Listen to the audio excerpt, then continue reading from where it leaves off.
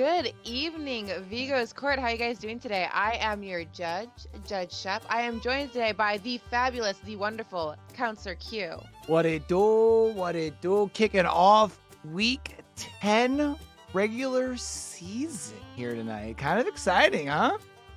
Yeah, we're definitely it's kind of surreal to think how far we are now. We're getting towards the end of the season, the regular season.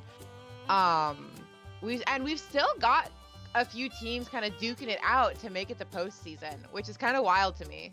Yeah, and you know what's actually crazy here is now both of these teams right now are currently on the outside looking in from the two teams that are in our matchup today, but depending on how Death Wish finishes out their season, whoever wins here, if they can win in weeks 11 and 12, which for Entity would mean actually playing Death Wish in week 12, they could still technically sneak in that wildcard speed.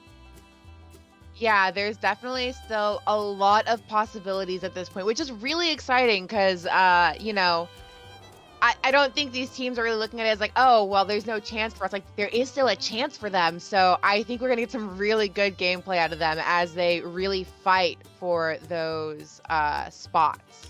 Yeah, and it's going to be interesting because, when we talk about through the season of Vigo's Courts, sometimes we end up on maps that teams maybe aren't the most familiar with, but we're coming down the home stretch here. Not only are we on a map that people are familiar with, but even a map where we might see some of our S tiers flex, right? Oh, absolutely. Let's talk about that map, shall we? So today, you guys, we are going to Azerov's Resting Place, ARP. We've been on this map quite a bit. Not a very large map, but you've got a 7-hook minimum and a 12-hook maximum. And of course, we got to talk about that dog bone. We've got that really nice choke point area that has proved pretty vital to both sides every time we've been on this map. And it's interesting because that choke point can prove really beneficial to, really any killer, but even if you bring out some of your M1 killers and not your S tiers, which I do anticipate we'll probably see at least some S tier killers come out. Entity hasn't picked Blight yet. Entity also has a pick available on both the Nurse and the Spirit. And I think Hex Girls has a couple of their S tiers available as well. But this can even, the Dogbone can even work better for some of your, stronger A tiers like a Plague and stuff like that too. Yeah, definitely. A lot of killer choices here.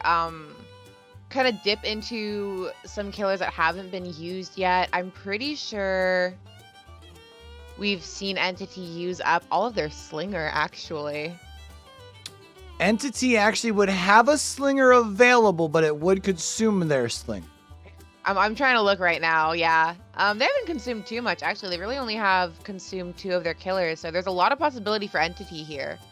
Yeah, I was going to say, actually, Entity is one of those teams looking at it that has actually probably consumed the least amount of killers thus far. Has a lot of, at least played once killers throughout the season. So, going to be interesting. Obviously, leaves a lot of on the table available for them. One thing that really stands out, I think, for me, for Entity, again, knowing that you could possibly still slide into that last wild card spot, would be the fact that you have 2 Blight picks available. So you're probably going to save one of those to end the season against Monarchy.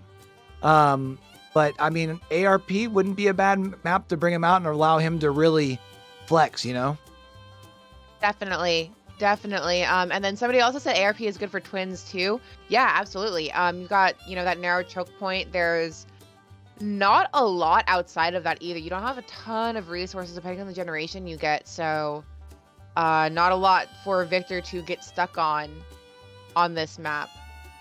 I'm trying to remember. Wasn't Entity also the team that had the Trickster that 4K'd on this map before? They do. They had a pocket Trickster who was really, really good at Trickster. Come out in 4K for them. So yeah, you have a lot of options for this map, honestly. So it really, we really could see anything here from either team, which is, I think, good for Hex Girls because they have consumed quite a few of their killers already, of their higher tier killers. So this will be nice for them too. They kind of have options. Yeah, I think that's the bigger point, I think, especially for Hex Girls. And I mean, we are going to be seeing them here first, right?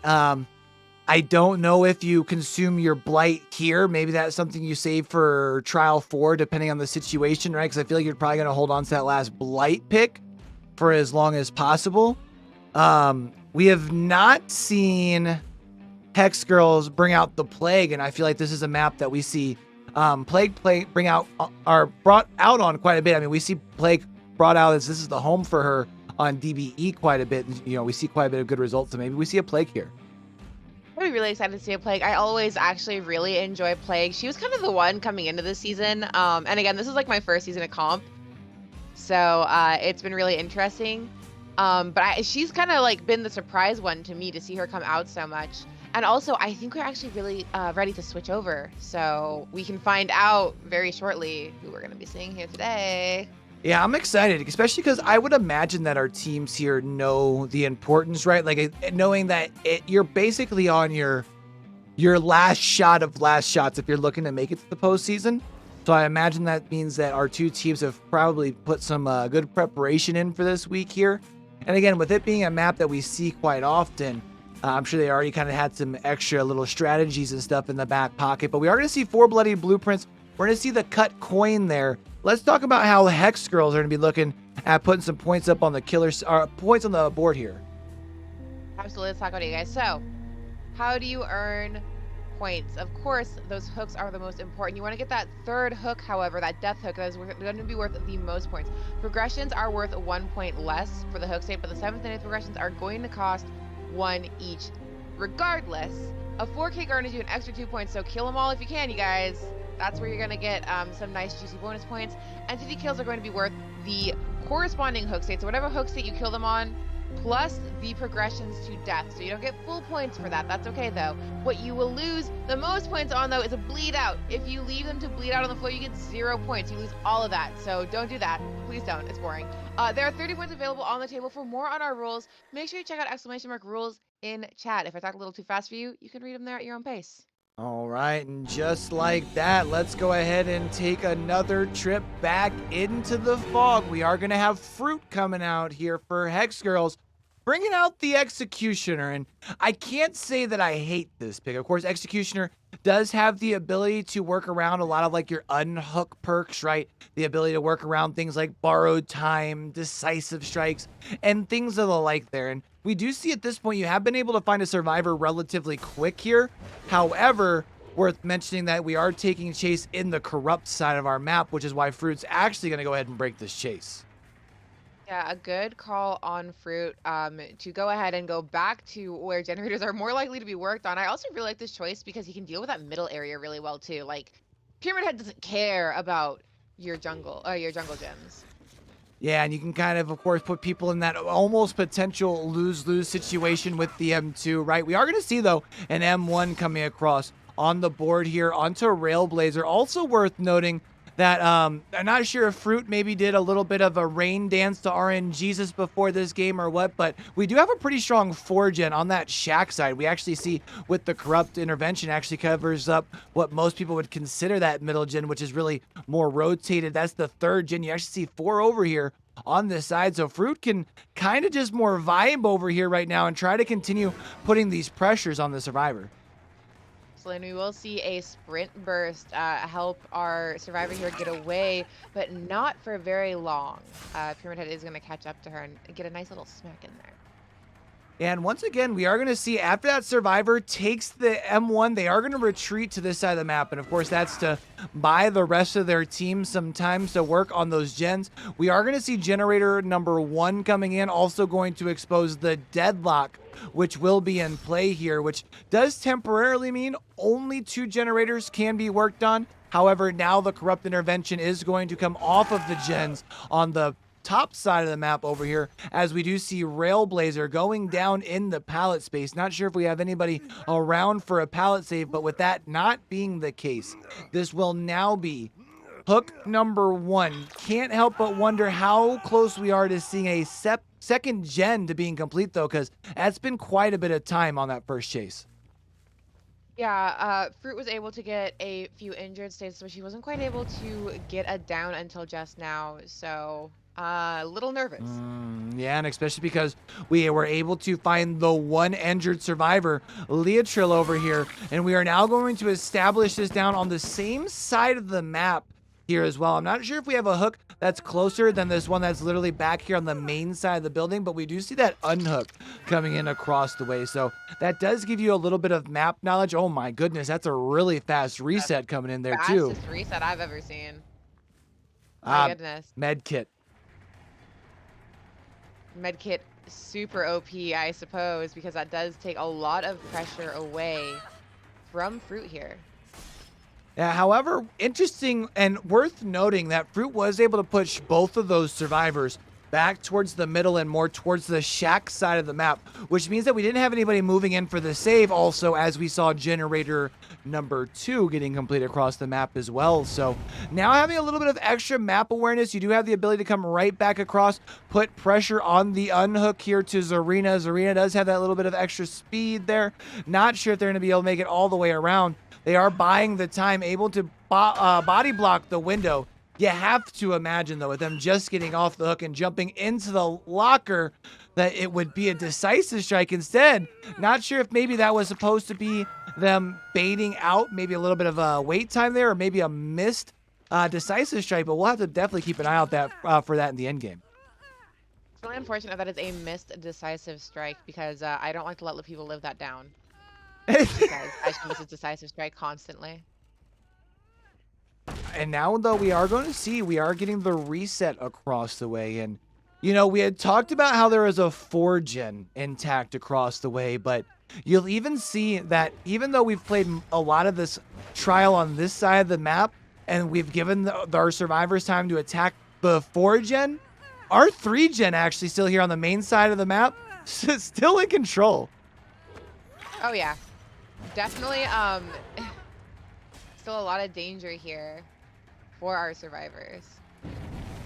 And we are going to see you do get the successful M2 here, which does allow you to not only get the borrowed time hit in early, but it also gets the injury onto our Claudette, who is now going to need to reset. That's time that they are not on a gen, which is very, very critical because we are going to see here at this point Leotrill now being removed from the trial. This is 1 gen that's a part of the 4-gen that has 0 progress. Now Fruit will probably be checking our other gens as well. Keep in mind the one that's over here on the right side was worked on a little bit earlier, I was going to say, by the Zarina, but that's them now actually breaking up the 3-gen and might be able to look at getting the 5th gen done here shortly.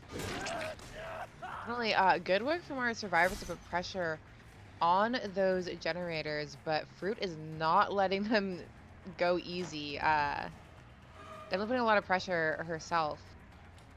And now working around the Fun Buzz here, we do see the pallet getting dropped here by the Ace. Keep in mind, Ace has already been injured, as we do see the 5th and final gen getting complete.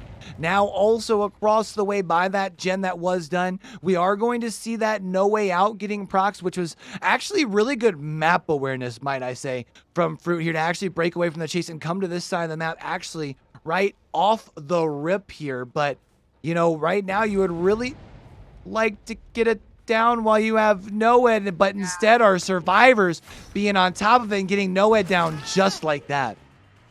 Very, very fast, and like Entity doing a really good job of just being really quick to everything, quick to reset, quick to get that totem down. Really good map awareness from them.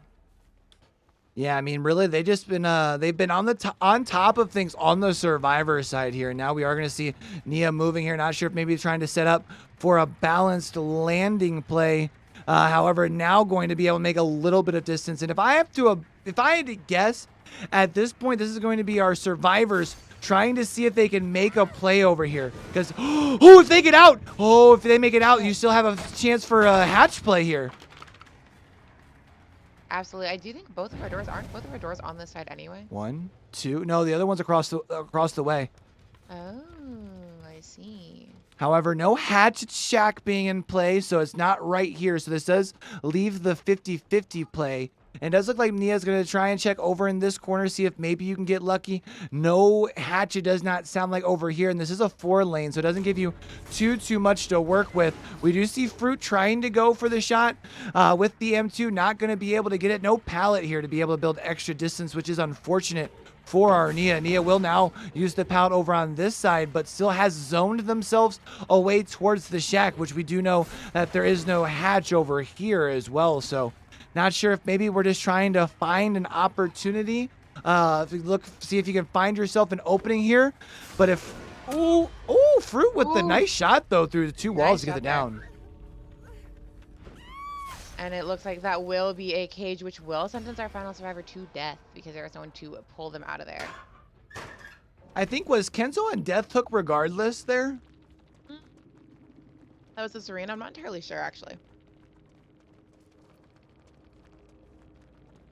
Who was it that we were asking about the decisive strike earlier?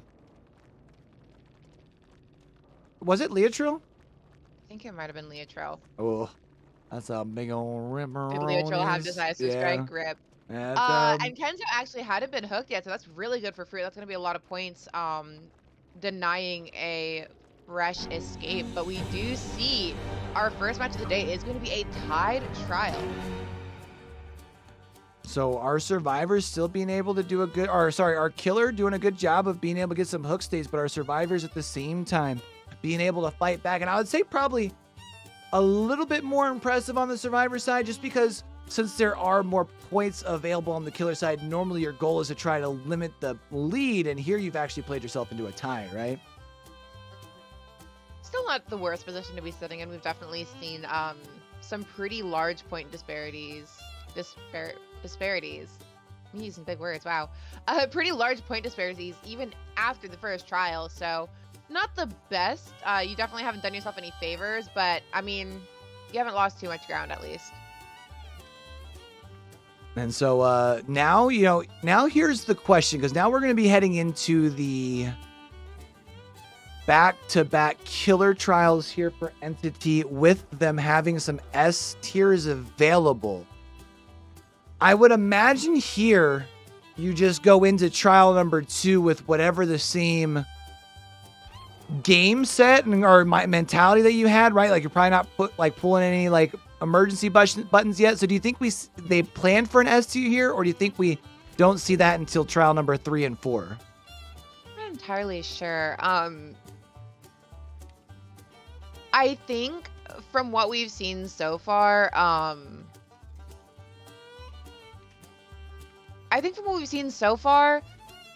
Game 2 isn't really the place where we see teams pulling out their S tiers, unless it's like a really tough matchup.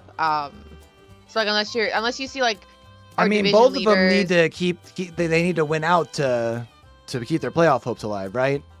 Yeah, that's fair. But we also still have 2 more games left, and I don't know if they have harder matchups than this coming up for them. Because even at this point, like, I mean, I think all the teams are pretty familiar with each other. And we've talked about, we don't have bad teams in Vigos right now, really. Like, everyone's done really, really well, but there are definitely harder teams to beat. And we've kind of already identified who those top teams are. So I feel like you don't really want to deny yourself any uses of your S tiers in harder games. Let's take kind of resource a management. look-see here. So if we're looking at, I know one of them, because Entity still has to play Deathwish, I believe. So Entity finishes off their season actually with Monarchy, and then they'll play Hookers next week. However, if you are, or no, I'm sorry, Hex Girls finishes with Monarchy. Then you are right. If you are Entity, you have the Hex Girls this week, and then you have 6 and Deathwish. That's tough. Yeah, I think Entity's got a really, really tough last couple games there. So I don't know if this is the place, like, knowing that you're gonna have to go against 2 of the top contenders for finals here. I don't know if you use your STs here. I don't know if you want to keep those in your pocket for like your emergency, like we have to use them here because we need to bring our best. Let's see. One of those maps for you, if you are Entity, is against 6, which will be on Torment Creek. And then the other one is against Deathwish. and that one would be on the Coal Tower. Oh, Coal Tower. That's what I heard, Coal Tower. Yeah, I feel like, I don't know. I feel like this is a map where, yeah, again, I still kind of think they might not use those S tiers. At least not in this first game. I still think they would keep it at like in their pocket as like an emergency pick. But again, I think they're gonna want to conserve those S tiers. Like if they don't need to use them right now, I don't think they're going to. Especially because we've seen the trend, right? So like the first two games are kind of the teams feeling each other out, even as we've gotten later into the season. So I think they're gonna see how this goes and save those options for themselves for the second half, like their second killer game, and for the next trials that they have to do the remainder of their season. Yeah, it's actually it's interesting here. I do think if I'm Entity, knowing that I've got 2 picks of my Blight left, I think we probably see at least Blight. I don't know if it's this trial, as we do see JTF preparing here. Sorry, I'm handing my little man he brought me a Go-Gurt to open for him. But I think Blight is where we go. If we see any of the S tiers from Entity, I would imagine, since they have 2 picks left. That's very fair. Someone had also mentioned Twins. I think if you can get a really good like slugfest going on, Twins might be an okay option here. Yeah, I mean, Entity has a lot available, but Twins is on the list of Yeah, available picks. Yeah. I think they only have 2 things not available to them. So I think the one thing that's interesting with Twins is, as we see Twins getting more popular, I almost feel like having a powerful Twins player doesn't mean the same thing it meant 4 months ago, because more Survivor teams are more accustomed to the Twins than they were 4 months ago, right?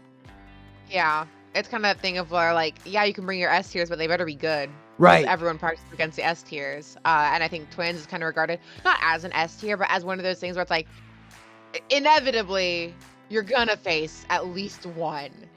But I think we are ready to go. So I think let's also see because they've what like they have. solidified themselves in that like first 3 after the top 3, right? Like they're very Yeah. firm in that Oh spot. yeah, absolutely. I think Twins has proven to be a really strong killer in the comp format. Again, like you said, not S tier, but pretty good job. Yeah, Good job. right. And I think the So- only reason you would probably, I would say, keep her away from the S tier is because even though she has the snowball potential, usually the snowball potential is kind of later in the game. You don't kind of have like that high mobility aspect, right? Yeah. But we do see the 4 bloodied blueprints. We see the cut coin here. Now Hex Girls is on the Survivor side. And last time we talked about how the killers put up points. Let's talk about how Hex Girls looking to score some points here. Let's talk about it, you guys. So, how does Hex Girls try to take a lead here? Well, obviously, you want to do your generators. You know, if you can get them all done, the 5th gen is worth the most points. However, what will really gain our survivors their points is going to be those escapes, because the first and second escape are worth 1 point and 2 points respectively. But that third escape is 4 points, and that 4th escape is a whopping 6 points. On top of that, if you can escape with 2 or more hook states remaining, so you only get hooked once or not at all, before you get out of that exit gate, you will also get an additional point for each survivor that can escape with minimal hook states. You have 26 points available for the survivors to earn here. For more on our rules, check !rules in the chat. All right, let's go ahead and take another trip back into the fog. And even though it's not required in Vigo's court to have mirror matches, we are going to see mirror match in our first set of the day. After seeing Pyramid Head, we are going to see another Pyramid Head coming out here. And it's going to be interesting to see here, because we do see here this time it looks like our gen RNG a little bit different, more rotated more towards like the top side of the map versus the bottom side of the map. But we are going to see Corrupt still being in play. And it's actually more on the side that has more of the map, the generators on it is the ones that are covered right now. That was a nice one too. Yeah, not quite as nice a Corrupt spread as our last match, I do believe. Oh no, it's fine. Never mind. I thought for some reason we had one over in this corner. I was like, ooh, that's kind of nasty. Yeah, the one thing I would say though is you'll notice that now, even though you don't, it's not quite the same. You still have the more of a 4 gen on that top side of the map, and even if you consider where that middle gen is, it's almost like a 5 gen. It's kind of nasty, really. So our survivors are going to want to make sure that they address that sooner rather than later. But instead, this is going to be Claudette going down behind the shack. This is going to be back here in your uncorrupt side of the map. And this is also going to be a basement hook. Yeah, this is really unfortunate this early in the game. You hate to see it, especially because Corrupt spawned on the other side. So this is just a lot of kind of free pressure for our killer. Like, he gets to hang out on this side, keep an eye on the basement, and keep an eye on these gens that are really close by. Well, if anyone, I think that it's our Claudette that's doing more of the hanging out than our Pyramid Head, but Of course, my bad. How could I be so insensitive? but we Oh do my see God. we're moving in here more. Oh, nice M2 catching Ooh. just the heel of the Nia. Now that's gonna be big because with the M2 you can anticipate the Nia is going to be retreating across the map, and here at this point JTF is just going to come back here to the shack and confirm this second stage. It does look like we've got a Kate coming. Another nice M2. M2, Oh, and no. I don't know if they're expecting to get hit, but now Fruit jumping right in front of the view of JTF, and that is now going to be a second ornament down here in the basement for our survivor tree.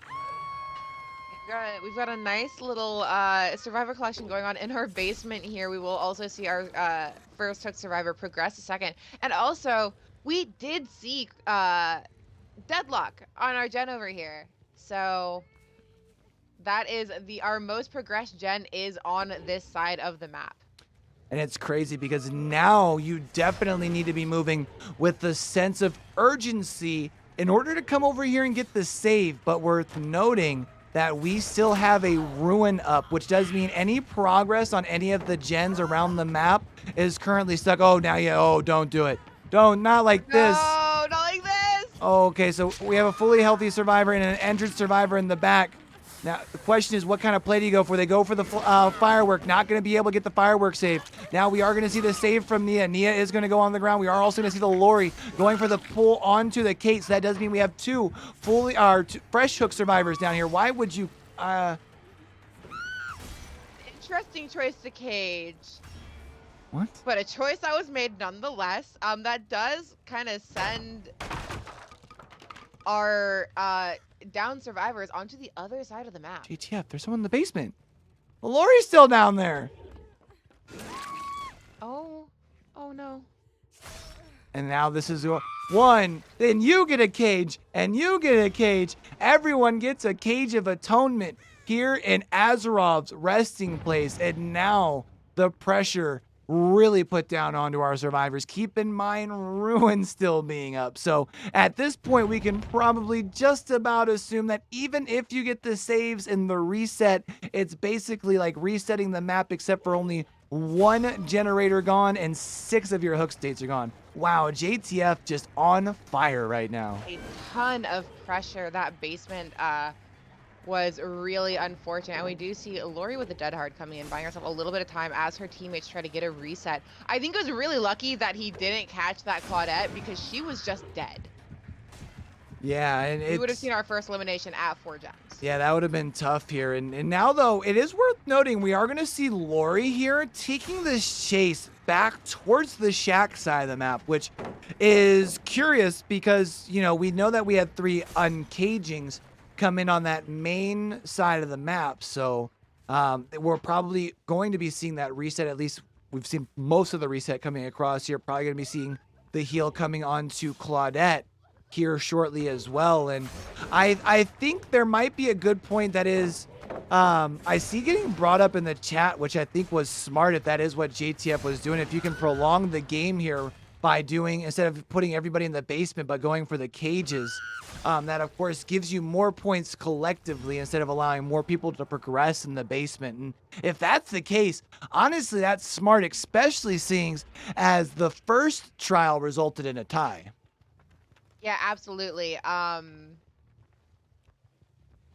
You definitely want to garner as many points as possible here. So if that is what JTF is doing, that is really, really smart. Go ahead and garner as much of a lead as you can going into your next trial, so that maybe, oh gosh, so that maybe if you were planning on bringing an S tier, you might be able to ease off of it a little bit. And that is now going to be a 8 hook state. That is now going to be our first elimination, which does mean that we know that there are 2 survivors that are currently also on the verge of elimination here.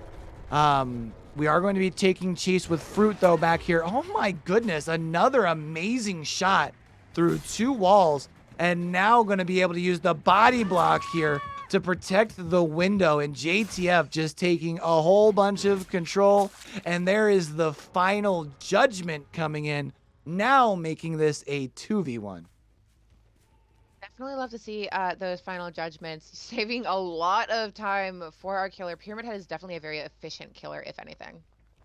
And it's funny because I feel like he is one of those killers that doesn't get brought out in comp as often as you would anticipate, for as strong as he seems to do when he does come out, especially here in Vigo's court.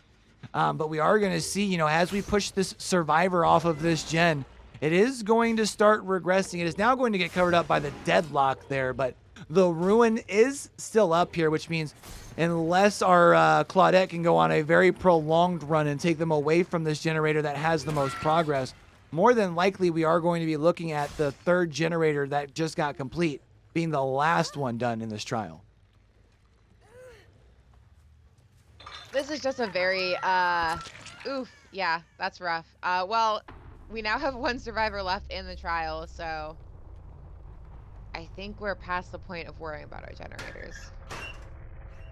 Yeah, at this point, we are just going to be looking at making a play, a 50-50 for the hatch. The question is, whose side does the RNG fall on? We do see the scratch marks back here. And, oh, it's a foot race, and it is going to actually be JTF getting there just in time. And now this is just a matter of time. There is going to be the M2 onto the Nia here. Now just going to be continuing the chase, of course.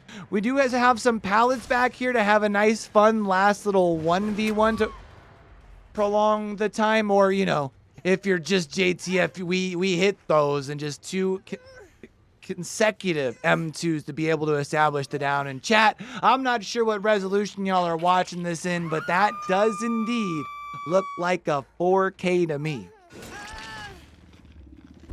Absolutely. An incredible job from JTF. I actually think JTF is the Pyramid Head we saw from Entity earlier in the season. So a very good performance. I don't think I'm too surprised if my hunch is correct.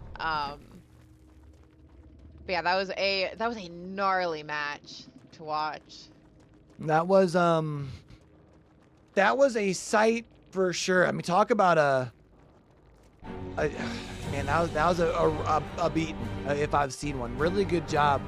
Yeah, I mean, especially doing that following up trial number 1, where you come out on the survivor side and you tie things up, right? And then you take a convincing lead after your first killer trial here. Now, if you are Hex Girls, you know, now maybe you do conserve on those if you're anticipating using your last pick on either your Blight or your Spirit or your, oh, they have concerned to their Nurse already. But if you've been thinking about consuming the last pick on your Blight or your Spirit here, sorry, for Entity, I should say, maybe you don't use it. Well, maybe Entity, but I feel like that sets you up for your Blight being in the last 2 games, which might be necessary, honestly.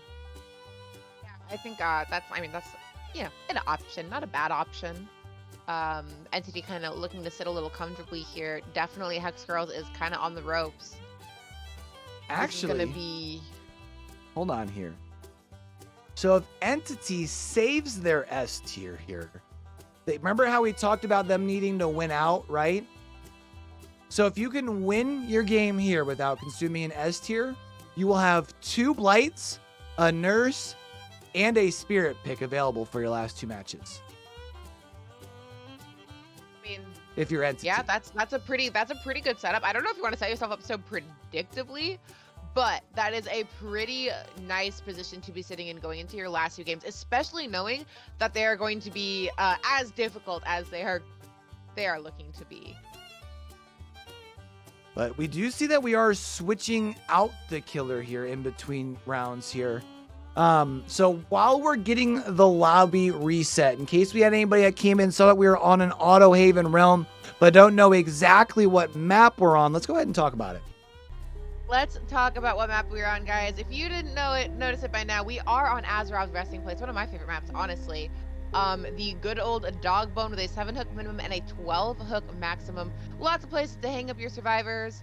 And of course, that choke point has proven to be a pain in the ass, depending on which side you're playing on.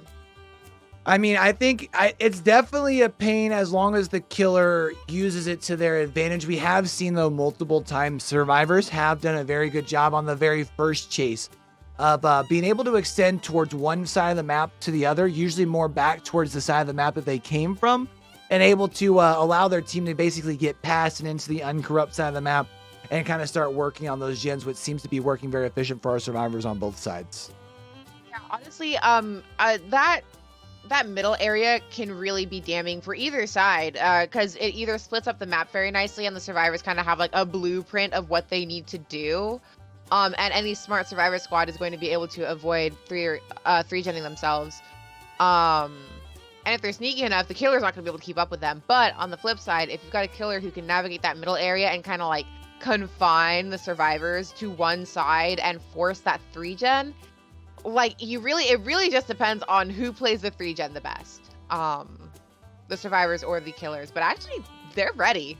That was really quick. Hey, you'd love to see it. They said even though we're flipping our lobby, we're getting ready to jump right back into it for another one here. So right now, I mean, it's crazy. We talked about, I mean, the score was tied after last trial, and as long as our score is up to date there on the screen, 42-18 now, heading into trial number 3. And if you can put up another killer trial, I mean, you can set yourself up for an early decision. Yeah, that's a rough position to be in. Of course, we still have 2 trials left. We are only halfway through our matches. So Hex Girl still has a chance here to try to wrangle some control back, put some points on the board to set themselves up for potentially being able to come back in the 4th trial, but it's not going to be easy. Now, here in Vigo's court, we do have some rules and things in place to try and make things as competitive as possible. Let's go ahead and talk about a few of those. Let's talk about it, you guys. All right, so bans and builds and restrictions. You can have yellow items and add-ons and below. Only one of each perk and item. However, someone asked about it before. You can have 2 BTs. That's fine. Please go save your friends. We like that here. Keep the game going, you know? We do have some banned perks, so a couple of things that you will not see. Built to last, prove thyself, and Starstruck, no thank you. Haunted Ground, Lethal Pursuer, Boons, and Clairvoyance are also not allowed. You won't see that here, especially, also none of the newer perks from the artist or from Jonah. Kill is limited to twice a season, so you won't see all nurses all the time. Survivors are also limited, however, to keep it fair, you can only have 1 character per team, so you won't see 4 Dwights in 1 locker. Subjects are violations, are subject to penalties. For more on rules, please check !rules in chat. All right, let's take another trip back into the fog. We've got Railblazer coming out with the Deathslinger, and of course, the Deathslinger has the ability to still be able to control out this middle area.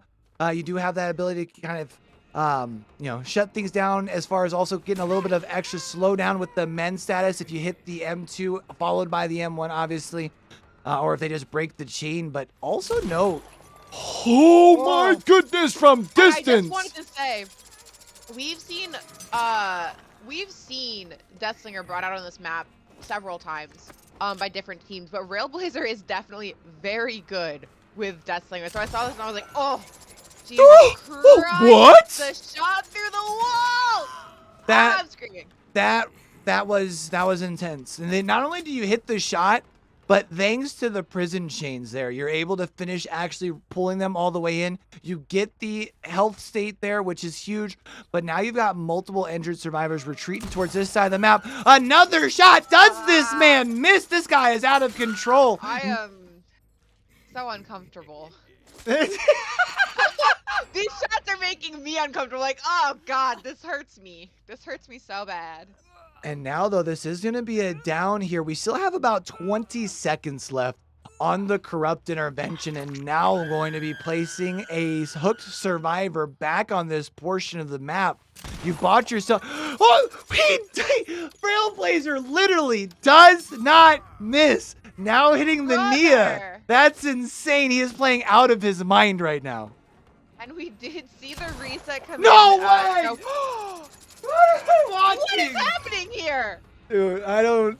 This. Oh my goodness gracious! Anywhere that he knows that he can put his shot, he's just hitting him with just phase up from the God. drop shot. No, please. I'm so uncomfortable for these survivors. Oh, and a very lucky miss. But he won't miss twice. Yeah, he don't miss twice. And now going to be seeing the down here onto the Nia. We're also getting the save across the way, but keep in mind, we've been putting down so much pressure. And now Railblazer should be able to rotate this survivor and basically recycle this hook over here, which just means we're in the same pressure point. Instead, though, whereas last time when we had put our survivor there, that was a Lori on that hook and everyone was fully healthy. Now we're in a similar situation with 2 injured survivors, although we do see a second gen getting complete. Yeah, good on the Hex Girls to go ahead and keep up working on their generators, even with Railblazer doing some really insane shit. Ooh, nice dead hard.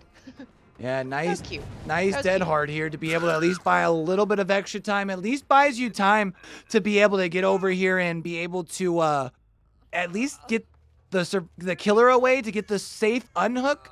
But now this survivor is going to be hooked even deeper into your 3-gen setup over here. This could be a really nasty situation for our survivors here if they aren't able to kind of get away from that 3-gen area. If they haven't recognized it by now, I mean, this is going to be really bad for them. And I think what's kind of crazy to look at is they actually had a relatively strong, again, actually decent setup on the other side of the map away from this. But since you got the down in the last 20 seconds of your corrupt, and then you just go absolutely ape shit, just absolutely destroying everybody, now you're in control on this side of the map here. It's like, honestly, even though your first down did almost take the entirety of the corrupt intervention, the turn of the momentum here has been absolutely insane. Nice dodge from Kate there, though. And it How- looks like Railblazer is going to try to confirm this elimination here, which, again, game changer. Once you lose that 4th survivor and you're down to 3, the game gets significantly harder. Now, it's interesting because for all of that action, it is only 4 hooks. And I say only 4 hooks because I anticipate we will probably be seeing a 3rd gen getting complete across the way relatively soon. And now our survivors can more focus on splitting up this 3-gen on this side of the map here, as we do see Railblazer kind of trying to more patrol the 3-gen over here. But you can at least secure yourself up some points and build a little bit of momentum here. And if you can also play a little bit of extra immersive, put some extra pressure here, kind of like it looks like our survivors are doing here, as we see our Claudette now moving through the TNL back more towards the shack side. And again, as time dwindles, can't help but imagine that we're getting closer to seeing gens complete and maybe even multiple gens, knowing our team might be splitting up. Yeah, we do only see 1 survivor here, so Claudette doing her best to buy as much time as she can for her teammates to get those gens done. And there is going to be There generator it goes. number Oh 3. my god. But a really good prediction by Railblazer, sitting there just holding M2, waiting for Claudette to cross the reticle here. Oh, I thought he hit that. But instead here, that is going to be our killer here, just securing this hook state.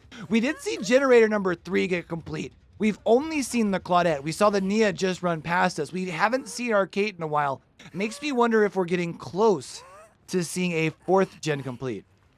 Yeah, I'm kind of curious about if we have a gen on the side that has a lot of progress on it, with the amount of time that we saw Claudette buy for her teammates. And with the missed Oh my shot there, it is god. going to buy some time as we do see the Kate. It is the Kate that we are missing. Moving away from this gen. That is going to cause Railblazer to break chase. However, with kicking the generator here, that is going to be instantly regressed by 25% thanks to that pop goes the weasel. Also worth noting that our killer Railblazer here has done a very good job of splitting up the pressure as far as fresh hook. We have gotten 3 of them. If I am not mistaken, we will probably be seeing our survivor. Well, I would say survivor healed relatively shortly, but if we don't see that heal coming in, maybe we see them prioritizing, maybe trying to go for gens themselves, as we do see the Nia getting hit with another shot. Just from the top of the hill. God damn. Yeah, I mean, just really doing a good job all the way around, hitting the shots here, and and now pulling in again here. However, Kate trying to take the protection hit is able to do so successfully here, but that does render you 3 injured survivors right now. Yeah, that's a really unfortunate position to be in. But Kate's done a pretty good job of, I think she's had the most success with avoiding Railblazer's shots. And that was a really nice body block from her. So we will see Nia resetting herself across the way. And now it's up to Kate to buy some time. Yeah, I would definitely agree that Kate has done the best job as far as in chase, doing avoiding those shots, at least up until now. That will be a fresh hook, if I am not mistaken, onto so, yeah. Fruit here. And but that does mean now you're also going to have another fresh hook here in your 3 gen setup. I'll be curious to see if our survivors have hit this gen over here, because of course we do know our killer does have the pop goes the weasel. Might be able to regress that gen back even further with that. Until they decide to make that decision, they are going to check this generator over here, though. And it does look like Railblazer is just going to go ahead and apply the pop to this one, knocking this one back to about 25. Yeah, and Fruit doing a really good job of buying his teammates, or buying our teammates some time to reset. So now it really is only going to be Fruit who's still injured, but we do see some scratch marks here. So this could get really gnarly, knowing that Fruit is the one who's had the most success with dealing with Railblazer so far.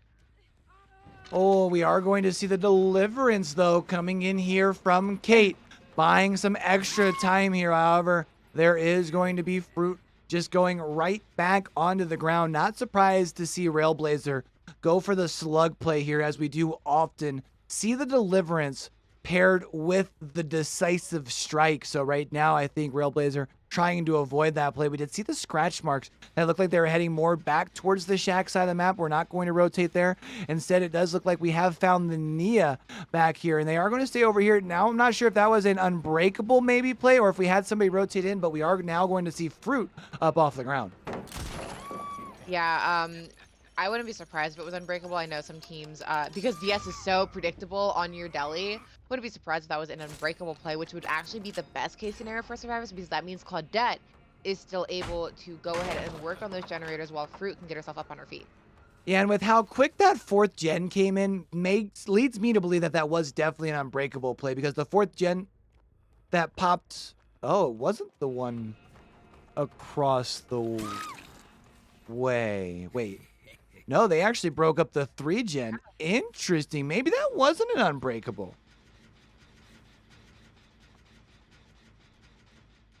I think it might be, though, because they got that gen out of the way. I would assume that Claudette would have gone onto that gen that was over in that corner, letting Fruit recover, because they could get up on their own, so they wouldn't have to waste the time. And now here at this point, we are going to continue the chase. Another hit from downtown, doing what we need to do to pull the Claudette closer to us here.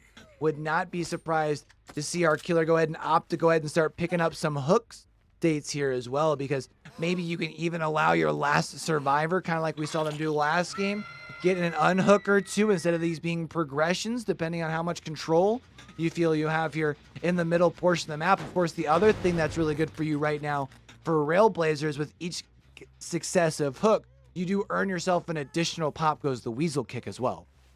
And we do see him apply that before he gets his next hook, so that he'll have 2 uses of it. But we do have a gen all the way on the other side of the map, and we do see our unhook on our Claudette there. So Hex Girl still has a good chance here to try to wrangle this back and earn a couple more points here, maybe get a couple outs. Yeah, we did see our at least one survivor as we came over the top of the Pride Rock here. We had seen one survivor rotating towards the right. We actually see pools of blood there as well. I think we might have even heard a couple of grunts of pain as well. Yeah, it's actually locating the reset location. This is going to be the Kate. Kate is the one that would give you the most. What? What was that? What? Is there a point in that wall that I don't know about? Did he just literally shoot through the little crack in the wall and shot through there? There is so much confusion on your face right now. I love that I am the only one that can see this. I don't know what just happened. Yeah, I didn't know that you could shoot through there. So that was that's take notes for anybody that wants to play Deathslinger. I would imagine that by the time we get to that point in the delay, we'll see a lot of people with reactions similar to what I'm seeing on camera, which is just a lot of jaws dropping to the floor. Because that was rather impressive here. But now, as long as that was amazing. That was pretty. That was a weird ass shot. Yeah. To be fair. Oh, the small hole right there. Yeah, got the hole right there. Wow. I know on old Coldwind, I used to get cucked all the fucking time because I wouldn't see the gaps in the like jungle gyms, and I love how you can get see. hit. Chill, we must have just gotten there on the delay because I can see chat rolling in. I can see chat going like, what the fuck? Yeah, that's awesome. Really impressive. I mean, and Railblazer. And you really know what? impressive Really there. impressive on Railblazer's part to know the map and know I can shoot that. Got it. Yeah, that was. What? What did I just watch? I don't know what to say other than that's probably going to be one of our top trials of the week. I don't anticipate a performance at least knocking that out like the top 2 trials of the week. That was impressive. Yeah, I know. Disgusting. No, I know. I have no words. I'm just like, oh god, I hurt for our survivors. That That was you know what's funny is, especially because here lately you've seen a killer that, although wasn't played super heavy before the nerf, but was still like known as being able to be a force. But after the changes, like you saw a lot of the rip slingers after that big old mid chapter and everything got changed. But instead, man, we saw that was impressive. I don't know if I've seen a Deathslinger performance like that since the nerf. Yeah, to be fair, okay, so I had this conversation. I don't know if it was with you, actually. I think we had this conversation recently, though, how a lot of the changes that we're seeing in killers, they're forcing a different play style. So it's not necessarily that the killer is weaker. It's just forcing people to play differently than what we're used to. But these killers are still rather good. As we've seen here, obviously, Deathslinger is still rather strong. You just have to play him a little bit differently than you did before. Same with Spirit, you have to play her just a little bit differently than before. But now that people are kind of figuring her out after her nerf, we're starting to see her come out a little bit more often, with still kind of like the same success rates. So, and Wraith, that is kind of a nerf. That is kind of a nerf. That kind of does take away what was the strongest, part of Wraith, but I still think he's kind of still like as strong as he was before. Even if you take that part away, because he's still fast. He's still fast as fuck, boy. So. True though. So I do see that we've got Renius here as now actually the one that has sent me an invite. However, I don't have a Leotrill online currently that I can invite. You don't have a Railblazer? I do have a Railblazer. We'll go ahead and send Railblazer in. Because I think at least Railblazer can get some people in there. But yes, I do see some people also in chat. And while I agree, I would love to chat with some of these killers post-game, especially after that impressive performance by Railblazer there. I'm literally taking a break from the DBE quarterfinals to come over here and kick it on the Vigos desk. So literally, as soon as we're done, I'm gonna have to wrap it up and get on and moving. You know, your boy be busy. But I Is a busy bee. that was a very impressive performance. I have to like trauma block that out for a second so I can still be functional. Because I'm just like, what the fuck? We'll see. Maybe I'll while we're in trial, I'll try and pull up another tab and see where we're at. And maybe if I happen to have, you know, a couple minutes, we can maybe squeeze in a Just make a small quick one. one. It'll be However, fast, you know. Yeah, we got like 2 questions. Yeah. I got 2 looks and that's it.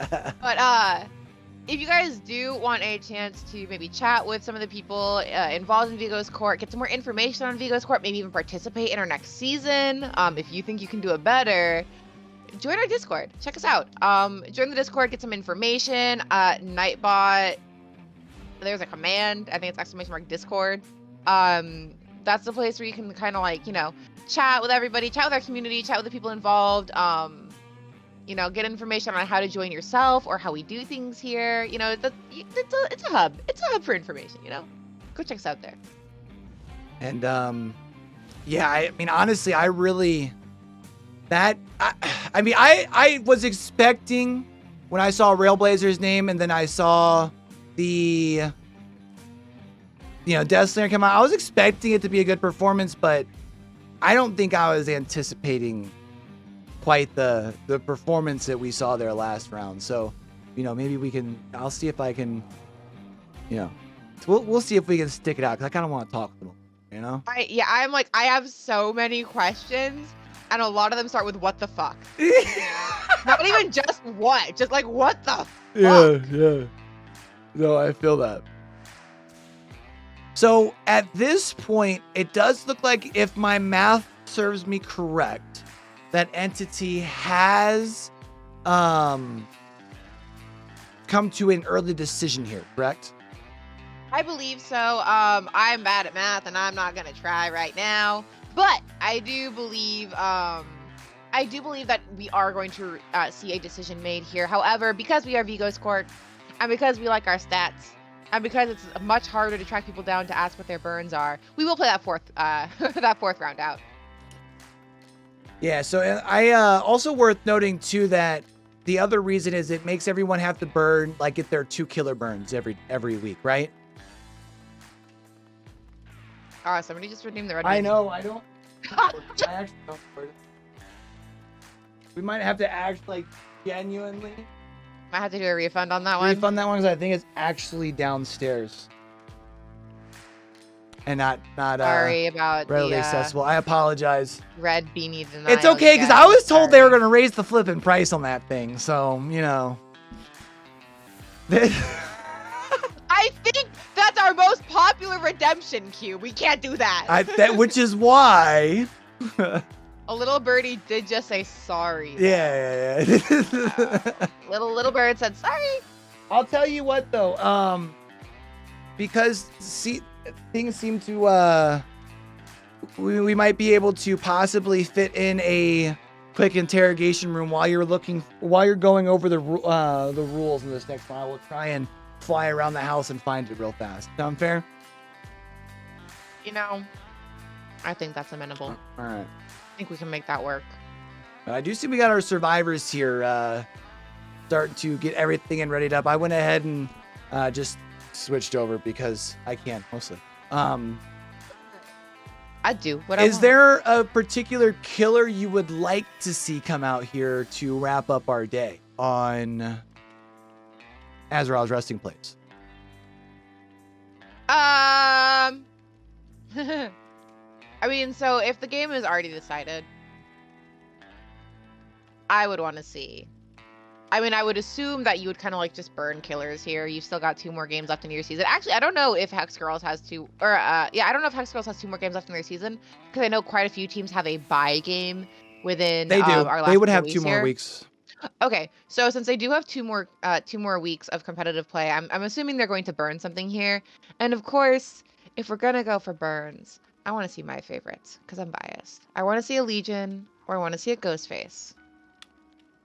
Actually, I saw Dory play a Ghostface recently in a Playstream match, and it was really fun. It was really fun to watch her play Ghostface. I mean, Ghostface would be available. Worth noting, also a good killer on this map that Hex Girls has not picked yet would be the fact that Plague has not been picked by them once. Plague is a good choice. Trickster's also a good choice. I see a Trickster recommendation here. Oh. Bubba, maybe a Bubba. I guess Yule said he's out of here. You say, Yule, I'm out. I guess. I don't know. Peace. Susie, you're right. I see you, Amy. I see you in chat. Oh, and it looks like instead of Yule, we are going to be seeing JTF making an appearance. Or instead of Jade, what are we doing here? Keeping us on our toes. They're playing with our emotions here. Look, I even trying to tell these survivors here I was gonna try and fit in a interrogation room, and here we are, you know, piddling around playing who's gonna be the fourth.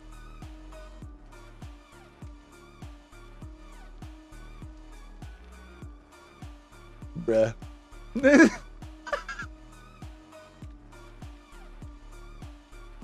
I'm still like in shock. I think I'm actually in shock.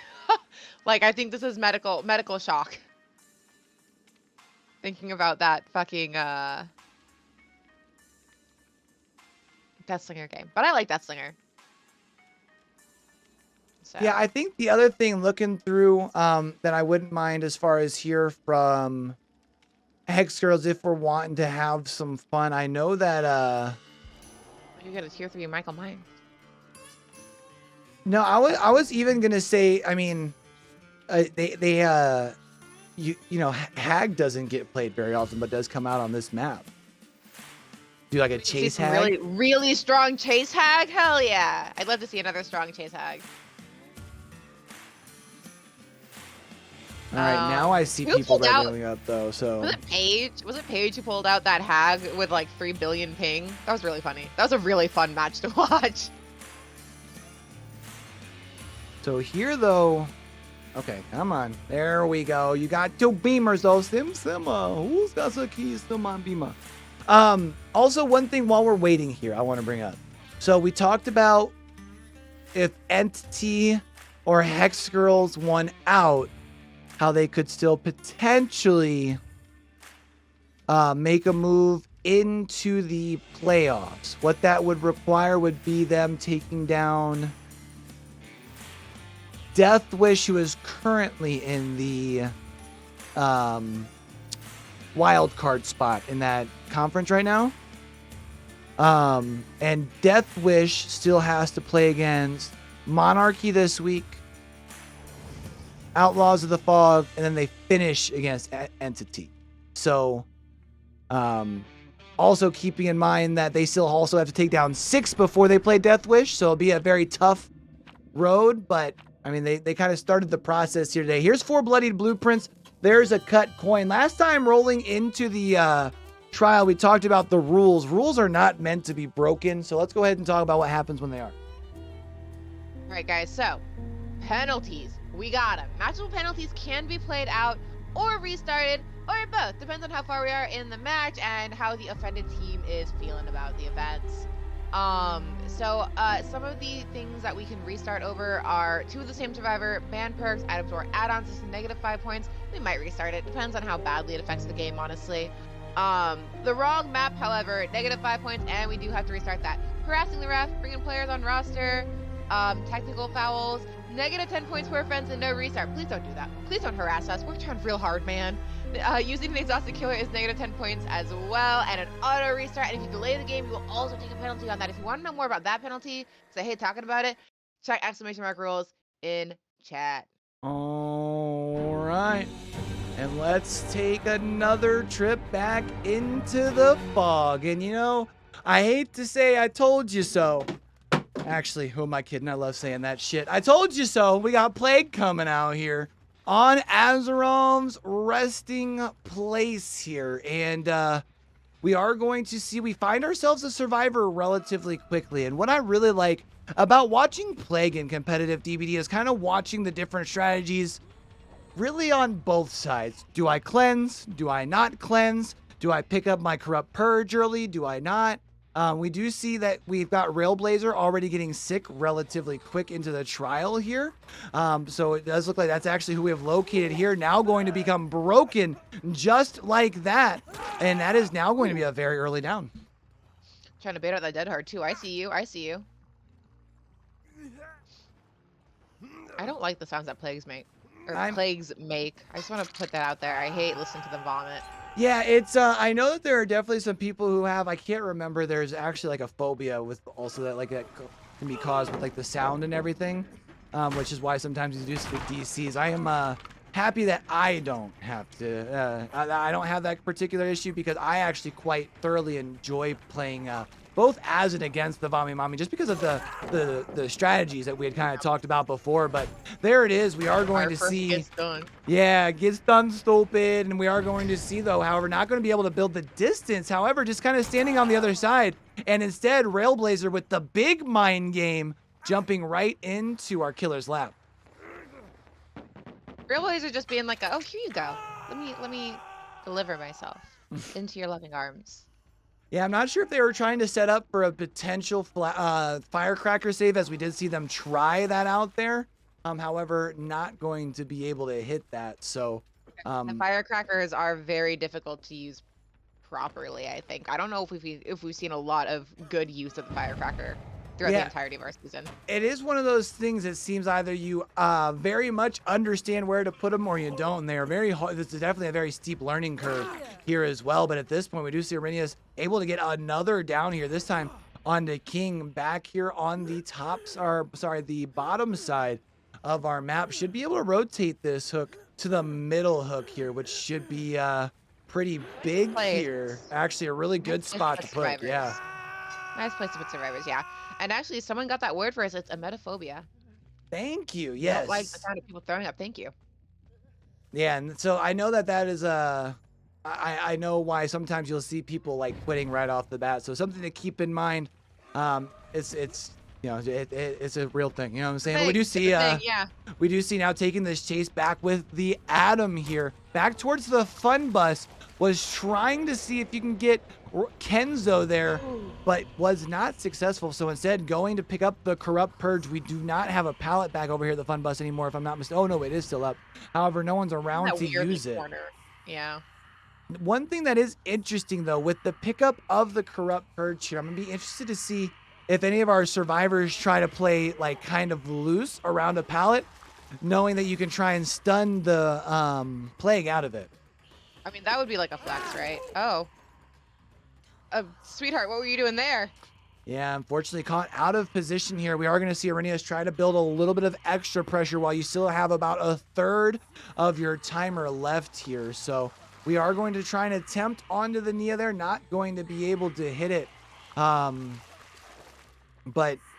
now at this point, I mean, I'm going to be interested to see you've got the you've got the slug down, which means someone has to move in. Which means while you're in chase with your Nia, that's less like gen work, right? Nice. Yeah. Oh, nice. Clipping it at the end there. I played against Dory's Plague before, and it's not a fun experience. So I'm not entirely surprised to see this going the way it's going right now. And now that is going to be a fresh hook here onto Kenzo. And now at this point with the fresh hook, you're also going to be able to get the Pop Goes the Weasel onto this generator over here. And I also noticed looking around that Arrhenius over here has a very, very friendly 4-gen on the shack side of the map. Yeah, and it does look like she's just going to pressure that. Well, 3-gen? 3-gen. I mean, it's still kind of loose because it was one of the middle two that they did get done there. You know what I mean? But yeah, still better situation that you can have. But I think this is going to be a double tap. Ooh. Oh, nice moves. Yeah, trying to pull Arrhenius away from this this area. Ooh. Oh, I don't know if you saw that, but you barely get the first hit by the frames of the vomit onto the Adam. Adam then tries to go for the unhook. Oh, it goes down, and now goes Claudette as well. That's just really unfortunate. And now with Arrhenius has just a little bit of extra time left on the power. It kind of makes sense to go ahead and stay around, make sure that you at least use the last bit of that. There is going to be a cleanse onto Railblazer here. So now you're going to take the time to at least infect all of your survivors that are currently on the ground. And do you think now you try and go for the last... Oh, I was going to ask if you go for the last slug play, but seeing the survivor there, I think that makes that a very easy decision.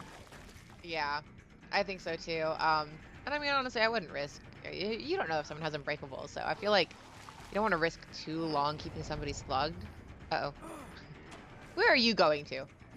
Yeah, we do see, though, now going to be picking up our Adam here, going to be putting them up onto a hook. That does look like we should be seeing our save coming in here as well. Also going to be able to pick up our survivor off of the ground here as well. So you're at least able to kind of clean up the rest of the survivor pile that you had going on over here. But while we had all of that going on, obviously, like, no progress on the gens, right?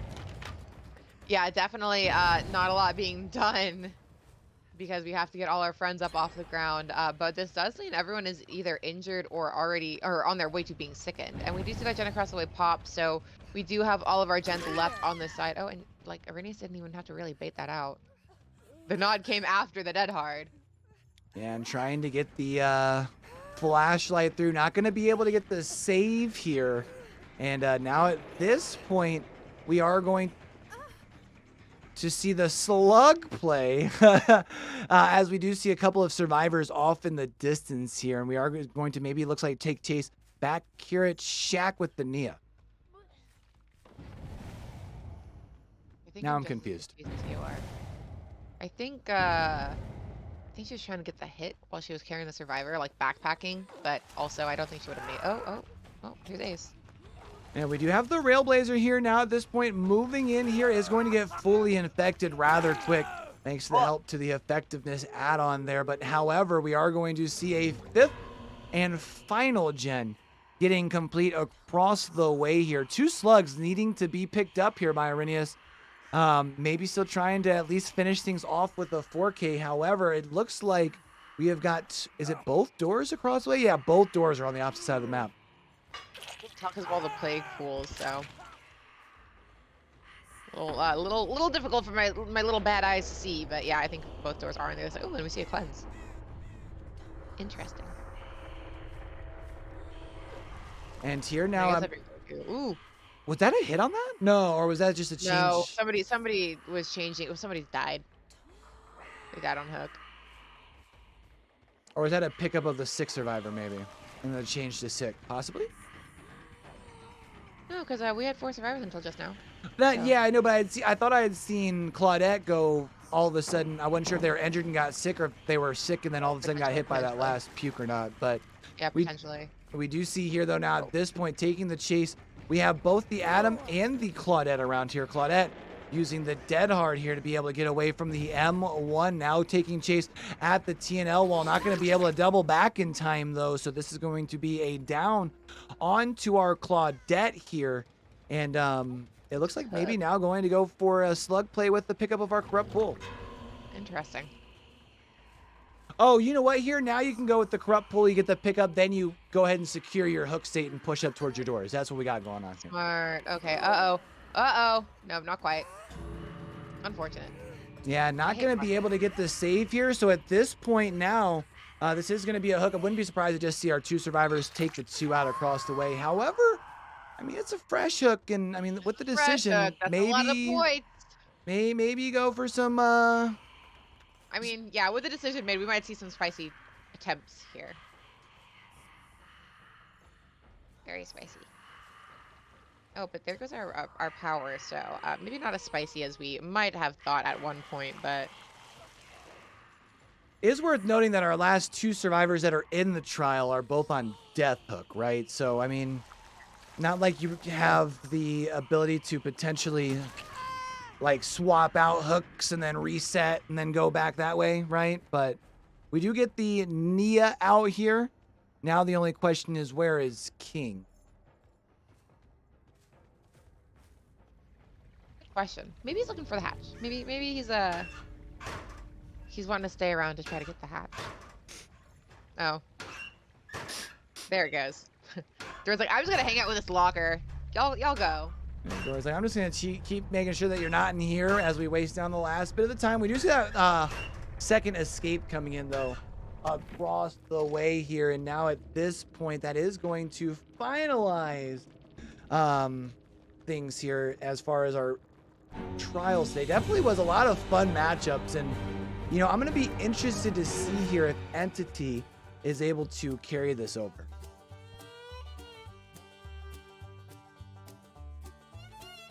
Yeah, definitely interesting to see if they can keep up with this momentum. They've kind of been on a hot streak their past couple matches. Wow, my face is really close. But yeah, it'll be interesting to see how the rest of their season goes. And we've only got a couple weeks left, and they've still got contention for that final slot. But are you feeling up to a little bit of... Yeah, let's do it real quick. Hey, woo! For the Please, people. I have so many questions. For the people. Also, Do chat, love in Serena in case this house. y'all didn't see, we went ahead and took care of that redemption for y'all as well. Hey, woo! So double the pleasure, double the fun. Something like that. Something like that. But yeah, so while we're waiting on our trip into the interrogation room, let's just recap here, because we had talked about heading into this matchup how whoever won this could still potentially get into the playoffs. They are going to need a little bit of help. In this case, if you're Entity, not needing too much help, because I was going to say you need help from Deathwish, but you actually play against Deathwish in week number 12. So you got the win here against Hex Girls. You play at 6, which is Torment Creek, is that right? Yeah, at Torment Creek next week. And then you would be facing off against Deathwish against what could potentially be a matchup that decides the last wildcard spot. Could be interesting. Yeah, I like that there is still some tension here, trying to decide who's going to be taking that wild card spot. But it does look like we have a Railblazer join us in the interrogation room. Hello, how are you doing today? Hi, I'm doing great. I'm glad to hear that. The infamous, the amazing, the absolutely cracked Deathslinger in our chat, hanging out with us right now. Yeah. You know, you had to have been feeling really good after that game, right? That was really good. Yeah, definitely. Yeah. I hit so many shots. I've been practicing those for like hours today. Dude, I you wanted to hit hit that at least one. You hit that one in the wall, and we were just like, what? Yeah, What people. the fuck? Yeah, people in the call thought I was wall hacking. I was just like, ah. Yeah, I saw you go to like be like, it's right there. Look, that's what I got. That one right Yeah, there. I didn't want window. to look suspicious or anything. I was kind of worried.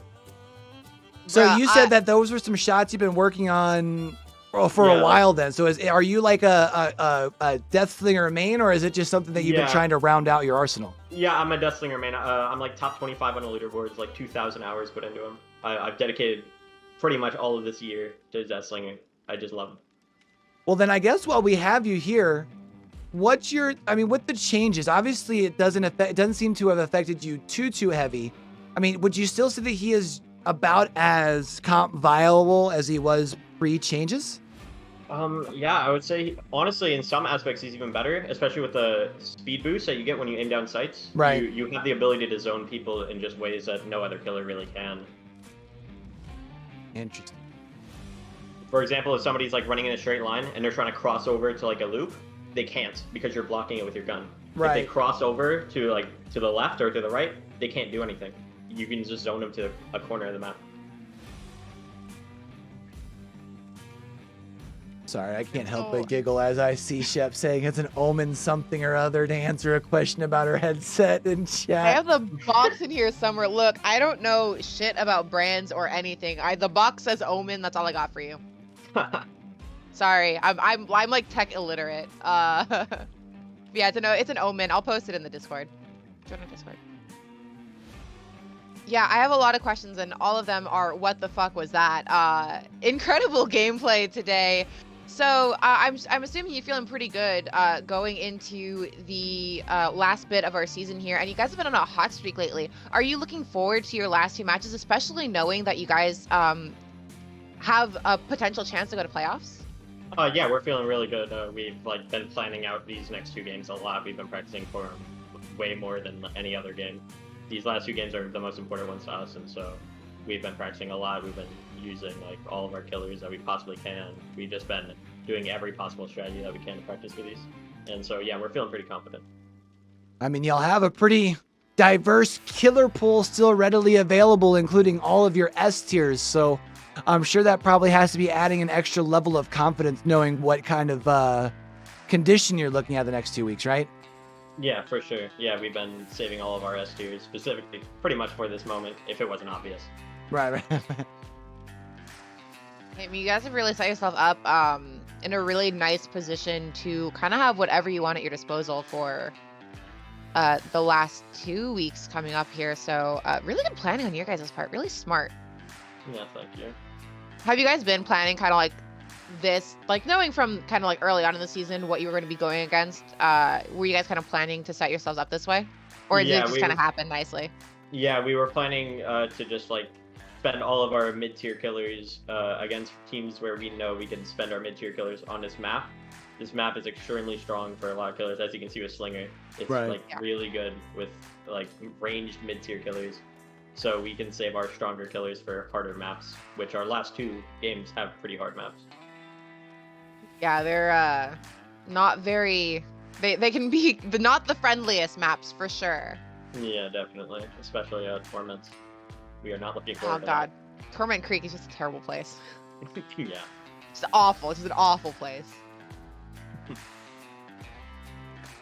Well, before we get you up out of the interrogation room, is there anything that you would like to say to whether it be the fans of Entity or Vigo's Court?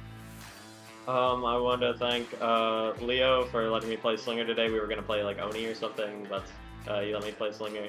And I want to thank JTF for doing great on Pyramid Head. It was really fun to watch. I want to thank the other team for playing well. You guys had a good time, and you guys played well. And yeah, everybody's watching Vigos. I hope you enjoyed the games.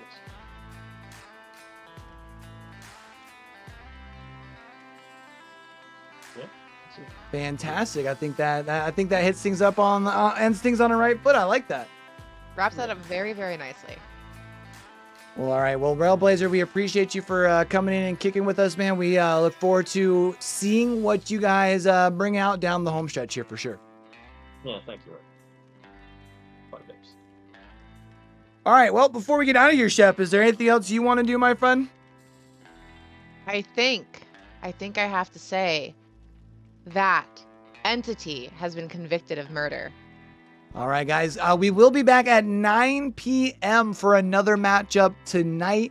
Vader and Psycho will be on the desk for that. Make sure y'all are, if y'all don't already follow the channel, please do that in the bottom right-hand corner. You can turn those notifications on as well. Or if y'all are in the Discord, you should be able to see when we're going live over there as well, I believe. So, Watch that game. You can watch me play like a bot. That's my team. and until we catch y'all back over here, man, don't forget, with everything going on in the world today, be true, be you, be sincere, game hard and love hard. All right, y'all. That's Shep. I'm Q. This is Vigo's Court. Signing out. Be safe, make good choices. We love you. Bye, guys.